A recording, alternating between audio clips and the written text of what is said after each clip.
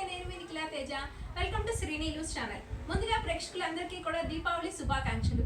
So ఇవాళ మనం Punjabi special hara bhara kebab ఎలా తయారు చేయాలి, దానికి కావాల్సిన ఇంగ్రీడియంట్స్ గురించి తెలుసుకుందామా. లేట్ చేయకుండా ఇంకా వీడియో అనేది స్టార్ట్ చేసేద్దాం, పదండి. కబాబ్ తయారు చేయడానికి కావాల్సిన ఇంగ్రీడియంట్స్ అన్నీ నోట్ చేసుకోండి. 1 కప్పు ఆయిల్, డీప్ ఫ్రైకి సరిపడా, cornflour 4 table spoons, bread crumbs అండి, ఇవి బ్రెడ్ క్రమ్స్ 1/2 కప్, సాల్ట్ తగినంత, గరం మసాలా పౌడర్ అండ్ ధనియాల పౌడర్ అండ్ పచ్చి బఠానీ పేస్ట్ అండ్ పాలకూర పేస్ట్, సన్నగా తరిగి పెట్టిన గ్రీన్ చిల్లీస్, ఒక పెద్ద పొటాటో స్మాష్ చేసింది ఉడకబెట్టి, కొన్ని జీడిపప్పు పలుకులు, కొత్తిమీర. సో ఇవన్నీ తయారు చేయడానికి, కబాబ్ తయారు చేయడానికి కావాల్సిన ఇంగ్రీడియంట్స్. సో ఈ ఇంగ్రీడియంట్స్లో బఠానీ ఏదైతే ఉందో ఆ బఠానీని ఉడకబెట్టాల్సిన అవసరం లేదండి. ఉడకబెట్టాల్సిన అవసరం లేకుండా పచ్చి బఠానీనే తీసుకోవాలి. అదేవిధంగా ఉప్పు కూడా రుచికి సరిపడా వేసుకోండి, ఎవరి టేస్ట్ని బట్టి వాళ్ళకి. అదేవిధంగా పాలకూరను కూడా మనం ఉడికించాల్సిన అవసరం లేదు, పచ్చిదే తీసుకోవాలి. పచ్చి పాలకూరనే మామూలుగా మనం నీట్గా వాష్ చేసేసి తర్వాత మిక్సీ చేసుకోవాలి. ఆయిల్ డీప్ ఫ్రైకి సరిపడా, కార్న్ఫ్లోర్ కూడా 4 టేబుల్ స్పూన్స్ యూస్ చేయాలి. ఒక బంగాళదుంపకైతే 4 టేబుల్ స్పూన్స్ సరిపోతుంది.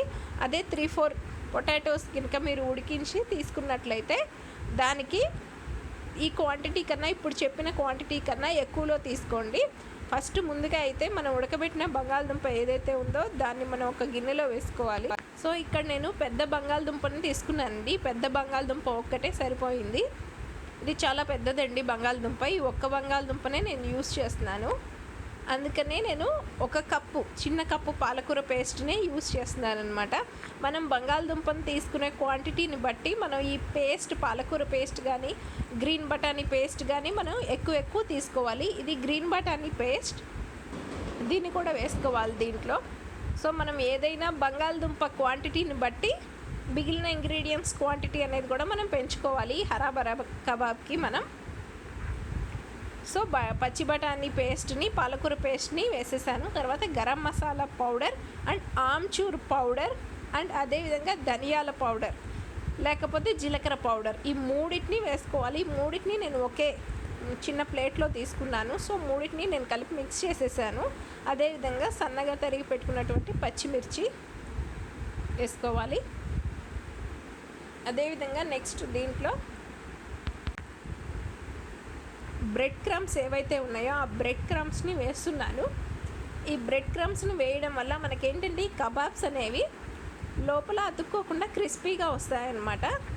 అది మనం కలుపుకుంటున్న కొద్దీ మనకు తెలుస్తుంది ఎక్కువ వేసుకోవాలా తక్కువ వేసుకోవాలా అనేది. కార్న్ఫ్లోర్ని కూడా మనం వేసుకుంటూ ఉంటే మనకు తెలుస్తుంది. సో దీంట్లో మనం ఏ వాటరు మనం యూస్ చేయాల్సిన అవసరం లేదనమాట. సో మనం దీంట్లో వేసుకుంటూ మిక్స్ చేస్తున్న కొద్దీ మనకు మిక్స్చర్ ఏదైతే ఉందో అది మనకి గట్టిగా ఉందా లేకపోతే మెత్తగా వస్తుందా అనేది మనకు తెలుస్తుంది. దాన్ని బట్టి మనం కలుపుకుంటూ ఉండాలి. అలాగే దీంట్లో మనం సాల్ట్ వేసుకోవాలి. సాల్ట్ అండ్ కొత్తిమీర కూడా వేసుకోవాలి. ఫస్ట్ అయితే కొత్తిమీర వేసేసాను నేను. తర్వాత రుచికి సరిపడా సాల్ట్ వేసుకోవాలి. ఎక్కువ సాల్ట్, కొంతమంది ఎక్కువ సాల్ట్ ఇష్టపడతారు, కొంతమంది తక్కువ సాల్ట్ ఇష్టపడతారు. దాని ప్రకారంగా మనం వేసుకోవాలి రుచికి సరిపడినంత. సో కారం ఇంకా ఎక్కువ కావాలి అనుకున్న వాళ్ళు ఈ గరం మసాలా పౌడర్, ఈ ధనియాల పౌడర్, ఈ జీరా పౌడర్ ఏదైతే ఉందో అదేవిధంగా ఈ పచ్చిమిర్చి ఇవన్నీ కూడా ఎక్కువ వేసుకోవచ్చు. సో దీంట్లో వాటర్ మిక్స్ చేయాల్సిన అవసరం లేదు, ఎందుకంటే మనం చేసినటువంటి ఆ పాలకూర పేస్ట్ అండ్ బఠానీ పేస్ట్ ఏదైతే ఉందో దాంట్లోనే మనకి వాటర్ కంటెంట్ ఉండడం వల్ల మనం మొత్తం మిక్స్ చేసేసుకుంటే మనకు ఒక చపాతీ పిండిలాగా అవుతుంది. ఆ చపాతీ పిండిలాగా అయిన దాని తర్వాత చిన్న చిన్న ఉండలుగా చేసి ఈ విధంగా మనం ప్యాటీస్ లాగా చేసుకోవాలన్నమాట.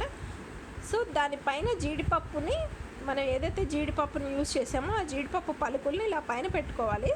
ఇప్పుడు మనం ఆయిల్లో వేసుకుంటాం కాబట్టి ఇది మనం విడిపోకుండా ఉండడానికి దానిపైన కార్న్ఫ్లోర్ అండ్ బ్రెడ్ క్రమ్స్ని మళ్ళీ యూజ్ చేశాను.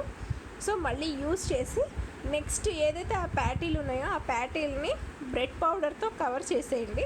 బ్రెడ్ పౌడర్తో కవర్ చేసి ఇలాగా నేను చిన్న బాండీ అనేది పెట్టుకున్నాను. చిన్న బాండీలో పెట్టుకోవడం వల్ల ఏంటంటే మనకు ఆయిల్ తక్కువ పడుతుంది.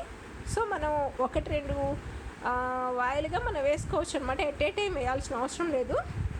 2-3 వాయిలుగా ఈ ప్యాటీస్ అనేది వేసుకోవాలి.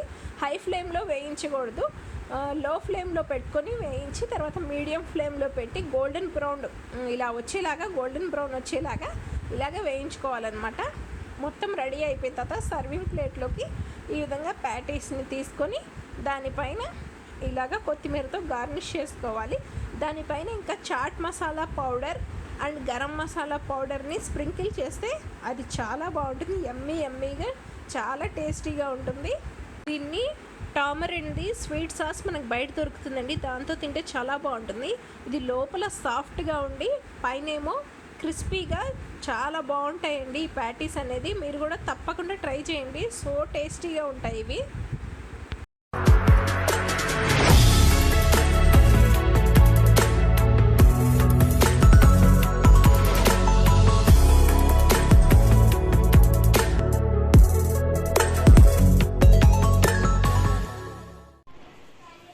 ఐ హోప్ మీ అందరికీ వీడియో నచ్చిందని అనుకుంటానండి. చూసారు కదా యమ్మీ టేస్టీ హరాబరా కబాబ్ ఎలా తయారు చేయాలో. ఈ దీపావళికి మీరు ట్రై చేసి నా కామెంట్ సెక్షన్ లో ఎలా వచ్చిందో తప్పకుండా పోస్ట్ చేయండి. మరిన్ని వంటలతో మరిన్ని విశేషాలతో మళ్ళీ మీ ముందుంటాను. మీ నిఖిల తేజ. Bye by.